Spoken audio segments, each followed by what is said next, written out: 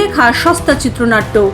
আর সেই চিত্রনাট্যের ওপর ভর করেই তৈরি হয়েছিল সহানুভূতি কুড়োনোর এক মস্ত বড় নাটক। সঙ্গে ছিল সিআইডির তল বেড়ানোর পাকা ফন্দিও। কিন্তু ওই যে কথায় বলে না, চোরের 10 দিন তো গৃহস্থের একদিন। শনিবার সোনারপুরে অভিষেক বন্দ্যোপাধ্যায়ের ওপর তথাকথিত হামলার নাটকের পর 12 ঘন্টাও কাটল না। তার আগেই খসে পড়ল সমস্ত মাংস, বেরিয়ে পড়ল চক্রান্তের নগ্ন কঙ্কাল। হ্যাঁ, ঠিকই শুনছেন, যে হামলার দায় অবলীলায় চাপিয়ে দেওয়া হয়েছিল বিজেপির ঘাড়ে, রবিবার সকাল হতেই পুলিশি তদন্তে নেমে তা একেবারেই ওপর দিকে থুতু ছেটানোর মতো করে বুমেরাং হয়ে ফিরে এলো তৃণমূলের দিকেই। অভিষেকের ওপর তথাকথিত হামলার ঘটনায় পুলিশ যে 6 জনকে গ্রেফতার করেছে, তারা সবাই সোনারপুর দক্ষিণের প্রাক্তন তৃণমূল বিধায়ক লাভলি মৈত্রের অত্যন্ত ঘনিষ্ঠ বলে দাবি করেছে স্থানীয়রাই। অর্থাৎ হামলার ওই নাটকের নেপথ্যে অভিষেকই তা একেবারেই স্পষ্ট জলের মতো।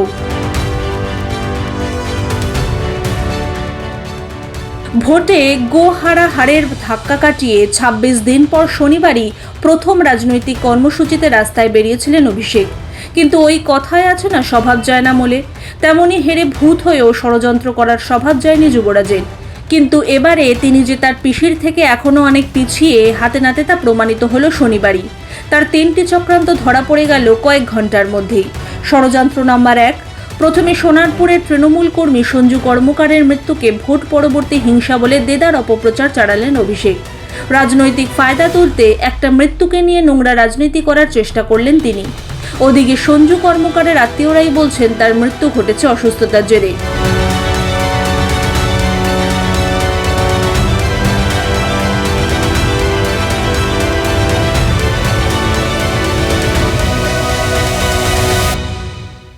সঞ্জুকে যখন এখান থেকে বার করে তখন দেখছি ওর মুখ থেকে গাঁজা বেরিয়ে গেছে, মানে পুরো একদম হাত পা নেতিয়ে গেছে। আর ওর বোনের বর আর একজন ড্রাইভার এসেছিলেন, তিনি সে পাজা করে চাদরের মধ্যে দিয়ে নিয়ে চলে গেছিলেন, গাড়িতে তুললো।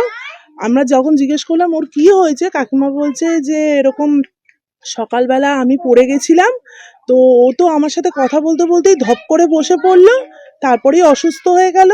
এইটুকুনি কাকিমা, মানে কাকি শাশুড়ি যেটুকুনি বলেছে, ওইটুকুনি সঞ্জুর মা, এইটুকুনি শুনলাম যে অসুস্থ হয়ে গেছে। তারপর এখানে আমাদের পাড়ায় একজন মানে ডক্টর ঠিক নয়, ওই সেমি যাই হোক, ও মনু ডক্টর বলে, মনুকে নিয়ে আসা হয়েছে, সে definitely ইনজেকশন দিয়েছে। এইটুকু প্রেশার চেক করে, শোনা গল্প, আমরা কেউ কিন্তু দেখিওনি কোনো কিছু, এইটুকুনি। আর ভোটের পরে রেজাল্ট যেদিন বেরোয় তারপরে কি ওকে তুলে নিয়ে গিয়ে না না না না আমরা না, একদমই না, কেউ পাড়ায় এসে তুলে নিয়ে গিয়ে ওকে মারিনি।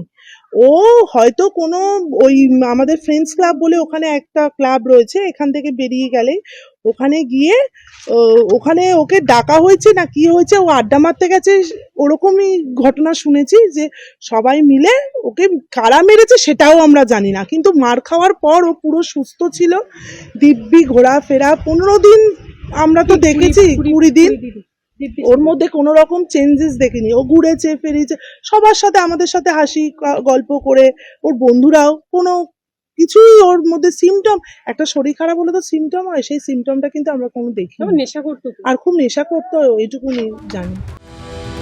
ষড়যন্ত্র নাম্বার 2, সেই মৃত কর্মীর পরিবারের সঙ্গে দেখা করার নাম করে নাটক করতে গেলেন যুবরাজ, আর নিজের দলের কর্মীদের দিয়ে নিজের গাড়ির উপর হামলা চালালেন। উদ্দেশ্য কি? বিজেপিকে কাঠগড়ায় তোলা আর নিজেকে বাংলার একমাত্র হিরো হিসেবে প্রমাণ করা। কিন্তু লাভলি মৈত্রের ঘনিষ্ঠরা ধরা পড়তে সেই হিরো সাজার সাধে একেবারেই বালি পড়ে গিয়েছে। ষড়যন্ত্র নাম্বার 3, যখনই চক্রান্ত ফাঁস হতে শুরু করলো তখনই সিআইডির তলপেড়াতে জোর করে বেসরকারি হাসপাতালে ভর্তি হতে মরিয়া হয়ে উঠলেন। ভাইপোকে হাসপাতালে ভর্তি করাতে ছুটলেন মমতা ব্যানার্জি। অভিষেক ভাবলেন পিসি যেভাবে ধমকে চমকে বারবার বেসরকারি হাসপাতালে ভর্তি হতে নাটক করছেন, সেই একই নাটক করে নেতা হবেন তিনিও। কিন্তু ভাইপো দিন বদলে গেছে, এখন আপনি বা আপনার পিসির ধমকের আর কেউ পরোয়া করে না, আর ডাক্তারদের তো প্রশ্নই নেই। বলে রাখি, বিরোধী দলনেতা নির্বাচন প্রক্রিয়ায় বিধায়কদের সই জাল করার যে অভিযোগ উঠেছে, সেই ঘটনার তদন্তে শনিবার দুপুরে এই অভিষেককে তলব করেছে সিআইডি। সোমবার তাকে হাজিরা দিতে বলা হয়েছে। শনিবার দুপুরে সিআইডির আধিকারিকরা অভিষেকের কালীঘাটের বাড়ি গিয়ে তার হাতে নোটিশ দিয়ে আসে। তারপর সোনারপুরের উদ্দেশ্যে রওনা দেয় অভিষেক। উল্টে অভিষেকের এই নাটকের পরেও রাজ্যের বিজেপি সরকারের যে ভূমিকা, তাকে কুর্নিশ জানাতেই হয়। এই কুৎসিত চক্রান্তের পর এক মুহূর্ত সময় নষ্ট করেনি প্রশাসন, কোনো রকম রাজনৈতিক রং না দেখে অভিষেক বন্দ্যোপাধ্যায়ের নিরাপত্তা তৎক্ষণাৎ বাড়িয়ে দেওয়ার নির্দেশ দিয়েছে মুখ্যমন্ত্রী শুভেন্দু অধিকারী। তিনি এবার থেকে এক্স শ্রেণীর নিরাপত্তা পাবেন। অন্যদিকে মাত্র 12 ঘন্টার মধ্যে অভিযুক্তদের কলার ধরে শ্রীঘরে পাঠিয়েছে পুলিশ। রাজ্যের বিজেপি সরকার বুঝিয়ে দিয়েছে আইন সবার জন্য সমান।